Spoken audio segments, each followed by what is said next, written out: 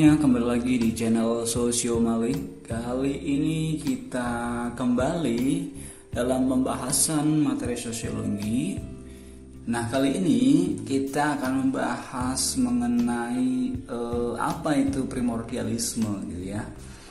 Kita tahu bahwa salah satu persoalan yang ada dalam masyarakat yang majemuk, masyarakat yang heterogen adalah munculnya primordialisme. Nah, kali ini kita akan bahas apa itu primordialisme.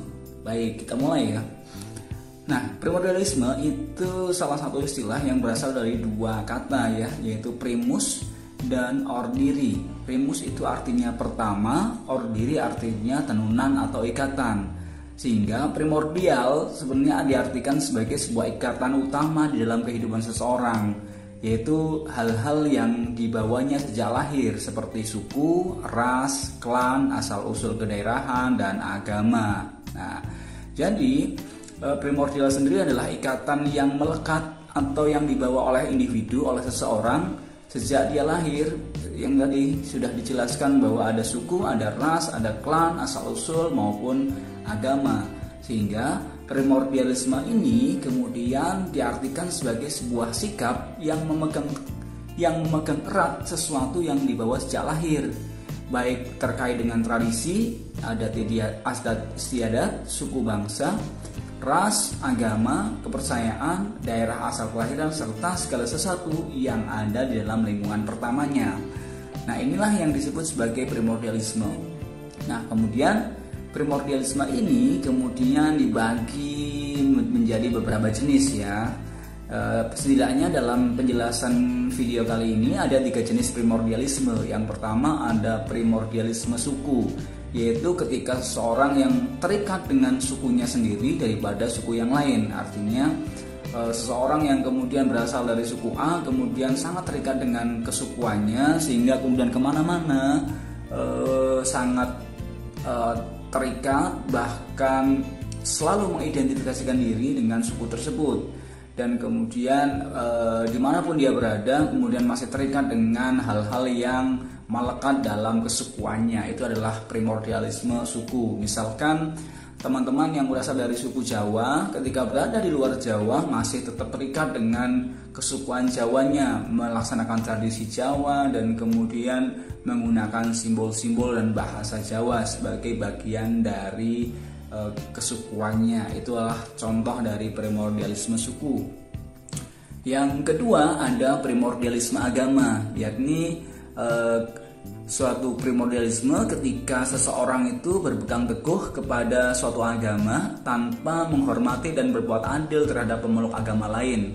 Nah, dalam konteks ini adalah primordialisme agama dimaknai sebagai keterikatan seseorang terhadap satu agama yang dianutnya, kemudian keterikatan itu sangat kuat sehingga seringkali disertai dengan bentuk-bentuk ketidakramahan, bentuk-bentuk ketidaktoleransian terhadap pemeluk agama lain, karena dia selalu berpikir bahwa apa yang kemudian menjadi bagian dari identitas keagamaannya itulah yang paling baik. Itu adalah contoh primordialisme agama.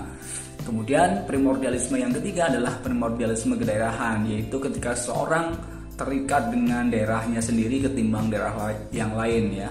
Misalkan dengan cara selalu menonjolkan identitas kedaerahannya, kemudian membentuk sebuah kelompok yang berdasarkan asal-usul daerahnya walaupun kemudian dia sudah tinggal di daerah lain. Itu adalah contoh dari primordialisme kedaerahan. Dan sebenarnya banyak di antara kita yang sering mempraktikkan itu, terutama misalkan teman-teman yang pernah sekolah di luar kota, kuliah di luar kota, punya paguyuban terkait dengan kedaerahannya. Itulah contoh primordialisme kedaerahan.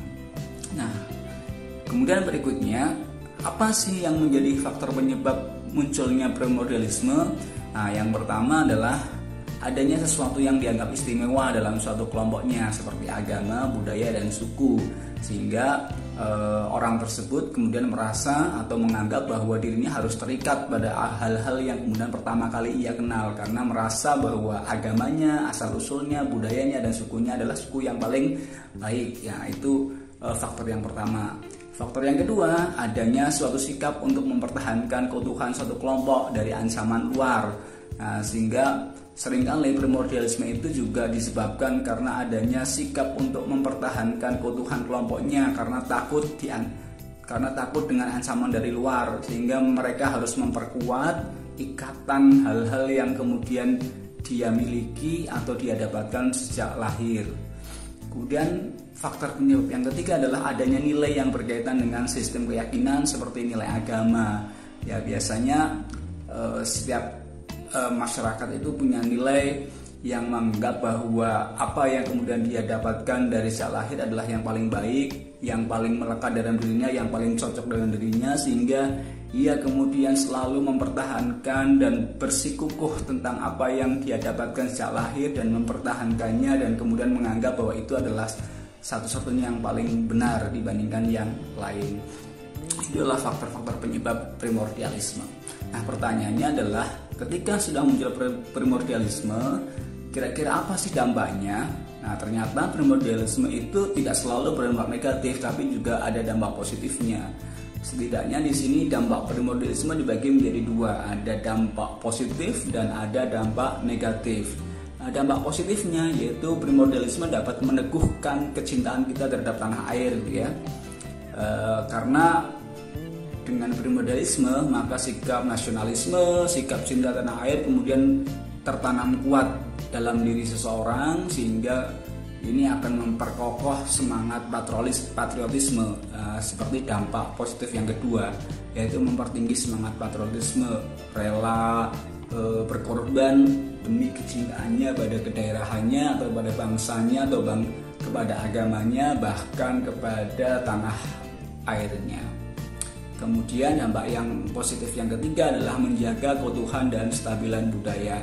Dengan adanya primordialisme maka budaya yang kemudian didapatkan atau diberikan secara lahir itu menjadi terawat karena seseorang atau kelompok itu tetap menjaga keutuhan, kemudian terikat, bahkan menjunjung tinggi apa yang kemudian dia dapatkan sejak lahir, sehingga potensi bahwa satu budaya kemudian tidak ada yang mempraktekkan, tidak ada lagi yang peduli, itu kemudian bisa terhindarkan. Namun selain dampak positifnya, primordialisme juga punya dampak negatif, yaitu yang pertama adalah menghambat modernisasi dan proses pembangunan. Nah, kita tahu bahwa salah satu syarat modernisasi adalah masyarakat yang terbuka, masyarakat yang bisa berbaur, masyarakat yang bisa menerima hal-hal baru yang datang dari luar, sehingga ketika kemudian masyarakat punya sikap primordialisme yang sangat kuat, biasanya mereka cenderung menutup diri dan tidak mau menerima hal-hal yang datang dari luar kelompoknya atau luar daerahnya, seperti itu. Kemudian dampak negatif yang kedua bisa menyebabkan terjadinya diskriminasi, ya, karena ketika seseorang kemudian selalu bersikukuh bahwa kelompoknya yang paling baik atau asal kebudayaannya, agamanya atau kedaerahannya lebih baik, maka biasanya akan menyebabkan terjadinya diskriminasi terhadap orang-orang yang berasal dari luar atau yang mempunyai identitas berbeda, seperti itu. Kemudian dampak negatif yang ketiga, primordialisme ini merupakan kekuatan yang terpendam untuk bisa terjadinya konflik antar kebudayaan suku bangsa. Ya, ketika setiap kelompok atau setiap suku bangsa menganggap dirinya yang paling baik, maka itu adalah sebuah potensi yang terpendam, potensi tersembunyi yang bisa memunculkan sebuah konflik suatu saat ketika kemudian terjadi gesekan-gesekan kecil yang itu menjadi bara yang besar, seperti itu. Itulah dampak dari primordialisme. Nah, mudah-mudahan teman-teman bisa memahami dan bisa bersikap terkait dengan sikap primordialisme, sehingga dalam konteks masyarakat yang majemuk, dalam konteks masyarakat yang multikultural, sikap-sikap primordialisme itu bisa ditempatkan pada semestinya, sehingga seseorang itu tetap mempertahankan budayanya, tetap mempertahankan apa yang didapatkan dari lahir, tanpa kemudian melaksanakan diskriminasi atau tetap menghormati perbedaan kebudayaan dengan yang lainnya. Demikian penjelasan dari saya terkait dengan materi premodalisme. Mudah-mudahan teman-teman bisa memahami. Kita kembali di video-video selanjutnya. Terima kasih.